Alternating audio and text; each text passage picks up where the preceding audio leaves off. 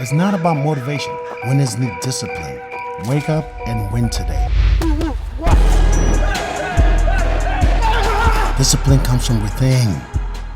Boxing King Media in association with Boxro. It's Tuesday afternoon. Gareth A. Davies. Gareth, how are you, first of all? I am very well. As I told someone else earlier, I had a lovely Monday. Caught up with Anthony Agogo on his Getting Back Up podcast, and with my old American publicist John Beer in London. I had a fantastic day in London yesterday. It was very chilly, but it's grey and bloody wet again today now. And I've just had a busy day doing admin, catching up, making phone calls. But I'm delighted to be with you, Boxing King Media. You look like you're in bed. Yeah, you could say that. We haven't got a lot of time because I know you've got some stuff lined up, so we're going to fire straight into it, Gareth. As always, the fans love Oh God. asking you questions, so I picked out the best ones this week. So we'll fire in with these. Is Gareth the type of guy that puts cucumber on his eyes after a hard day's work? Oh, always. Yeah. Are you serious? No, I don't. No, I do not. I never have. But it's a great idea. Maybe I'll start trying it. And what size? But how do you know the process of this? I've no idea. No, exactly.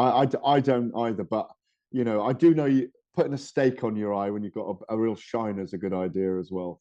Right. Next one. Gareth is the kind of guy that would buy you a drink first Oh because yeah, because he's a genuine bloke. yeah. I often buy people drinks. Normally tequila though, if I can get them to have a tequila, double tequila, silver on the rocks. Right. Gareth, do you wear lycra when you're on the bike? Um, Yes, I do. And but it needs to be a bit warmer than it is at the moment. But tend to wear lycra under my shorts sometimes. That was an odd question. Do I wear lycra on the bike?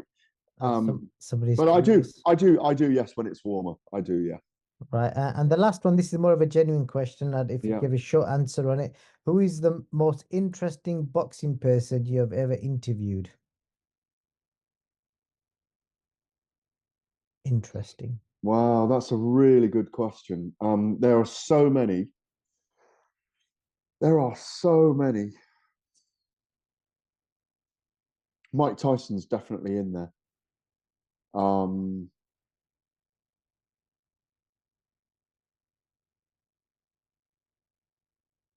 I'm happy to stick with Mike Tyson. yeah, but there's so many. Um, Well, if you think of somebody else, just let me know halfway through. Johnny Tapia was so Yeah. fascinating to speak to.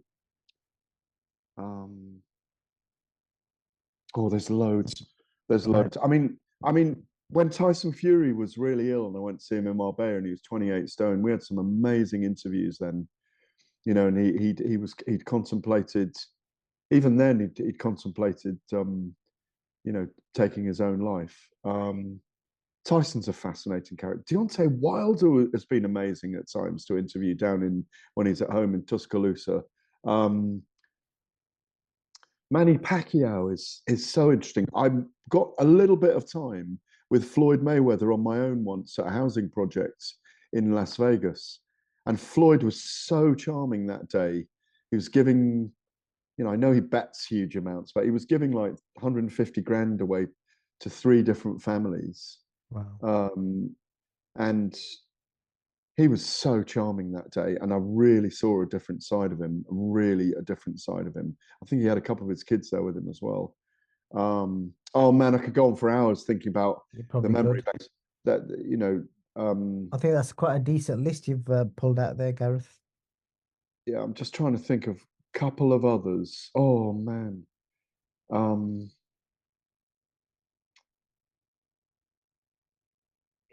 there's someone I'm forgetting who. Man, Don King. I had an interview with Don King once that was phenomenal. And I've got to say, Bob Arum and Frank Warren at times, where you've got time with them, where it's not a rush, where you're delving into other things, where you're talking about the Kennedy administration with Bob Arum, or talking about Frank's love of painting, going off topic. Anyway, it's an amazing That's a rich fascinating tapestry. list. It's an amazing rich tapestry. Alexander Usyk talking about the Ukraine war. The Klitschko's, I did a Zoom from their bunker in Kiev last year or the year before, early in the war. Wow. 40 minutes with them, you know, where they were just in pain and shell shock. So many fascinating interviews. There are Yeah. probably, I could probably name you 50 to 100 if I sat down and really went back through the last 30 years.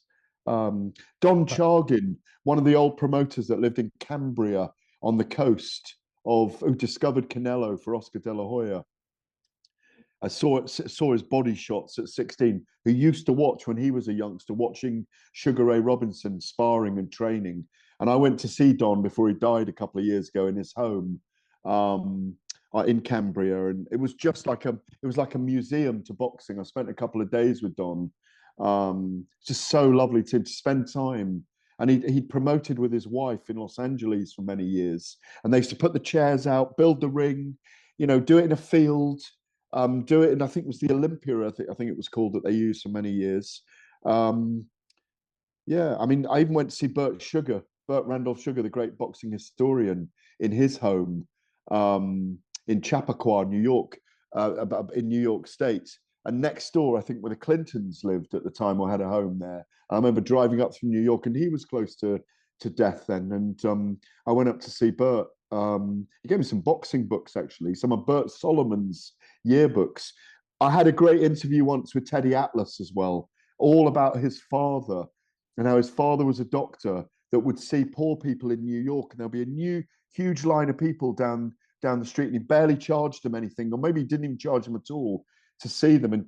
And Teddy is in admiration of what his father was like. I could go on and on, I think. There's some fascinating stories you've plucked out there, Gareth. If somebody ever asked me that question, you definitely would be in my list of interesting people to interview. Oh, thank you. Thank you. Um, We've only got 5 more minutes because I'm live I on know, the radio shortly. I know you've eaten into that time. So one of the things I would ask you, Gareth, we saw at the weekend, Matchroom had a show at the Indigo, Frank Warren had a show at the Copper Box. Box obviously were on the week before. Looking at all three stables from the three big UK promoters, and if you obviously chuck in Wasserman as well, who do you think's got the best stable of fighters? And I'm going to make it easier for you, British fighters. I think they've all got really good stables. I'm going to sit on the fence on that. They've all got great and different things to offer. Wardley and Fraser Clark are about to fight. Florian Marku and Chris Congo going to fight on that card as well. I spoke to Chris Congo yesterday or Saturday. Great to see him for half an hour at Talksport Towers on fight night that was presenting. Eddie's got a load of great stars: Katie Taylor, Johnny Fisher, different people, Conor Benn, all these guys. Frank's got Tyson, Hamza, who I thought was brilliant at the weekend. Is he going to fight Yanibek Alim Kanuli? Is Anthony Yard and Joshua Boatsi going to happen? I hope so. I've got to say this. I know we haven't got long. I think we're looking at one of the best half years I've ever experienced in boxing. Devin Haney and Ryan Garcia announced. We've got Fury and Usyk in May. We've got Beterbiev and the Warren versus and Bivol and the Warren versus Hearn card on June the 1st. We've got Joshua Nagano coming up. We've got Kambosos and Vasyl Lomachenko in Australia. We've got Tiafimo just fought. Keyshawn Davis looks amazing. Spoke to him yesterday. I think it's an extraordinary time. That whole American panoply of fighters are really starting to get in the mix, the most important fighters. Saudi Arabia have invested in heavyweights for now and have transformed the division and maybe transformed the way boxing's looking at itself. I honestly, I can't remember a better first half of the year if I think correctly. You just mentioned Conor Benn there. Are we expecting this appeal hearing to be this week? Do you know what's the inside on that? I spoke to Eddie last Saturday, and he said in the next 2 weeks. And obviously they've named there's about 10 names out there he could face at the moment, judging by what they've been saying. And I think they'll get him out in some big fights this year. But let's see what happens with the hearing. There was a photograph it looked like Conor Benn and Robert Smith embracing as well at the weekend. It was, The yeah. worm is turning. The worm is turning. But why do you think it's turning? Because people are realizing that this is a great time in boxing and we need to get on with it and enjoy it and make the most of it and have the best fights available and work with each other. You know, even the other day on a conference call, Conor said he was sorry for slapping the microphone out of my hand. And, you know, he was teasing me first of all. I was wishing him a great year. And he was saying, well, I hope you don't. He was only joking. And he apologized for the way he's been with, well, not apologized. He said, I'm sorry the way I've been. I'm sorry I was the way with people. He's had a very tough 2 years, and I wish him well. Do you think we'll reach the conclusion of this whole story with this hearing if it happens in the next Well, if he wins the hearing, it is the conclusion of it for now, because he'll probably get his license back because they've had the appeal. If the appeal isn't upheld for UCAD and the Boxing Board of Control, the young man deserves to have his career back. Last question for you, because I know you got to go. Shane Fury, I spoke to him the other week where we talked. I saw it. It was very good. It was very good. Thank you. He's not an easy person to get access to, but he gave me some of his time, and he basically went through this whole thing with the whole mold story and people in camp, and he basically said whatever information's been coming out, what people have been saying, it's all false because he's been. Yeah, I know. So there isn't a mole. And I told you, because I had been speaking to them behind the scenes and I kept my own counsel on it. I was hearing that Tyson Fury was destroying people in training, in sparring, and that there was no nonsense about Opataya knocking him down. And all I heard from the people that I'm involved with, and you know who they are behind the scenes in Fury's camp and in his team, are that he was on fire in sparring and he was on fire in camp. And physically, he looked amazing. And I know he's named his five fights he's still going to have. If he has 5, it'll be amazing for us in the sport. But I reckon Fury, Usyk, Usyk, maybe. I don't even see a Ngannou fight, but that's just my view. I mean, if he fights 5 more times, that'll take him to 38.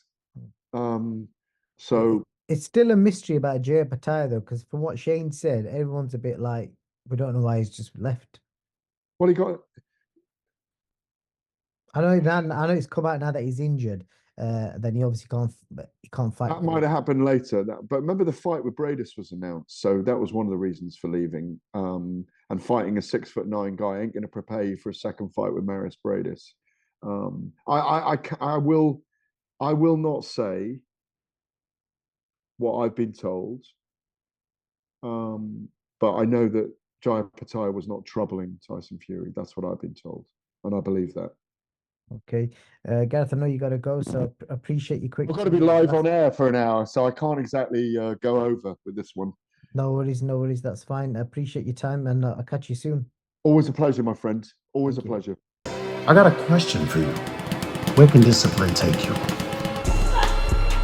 Discipline points you toward your goals.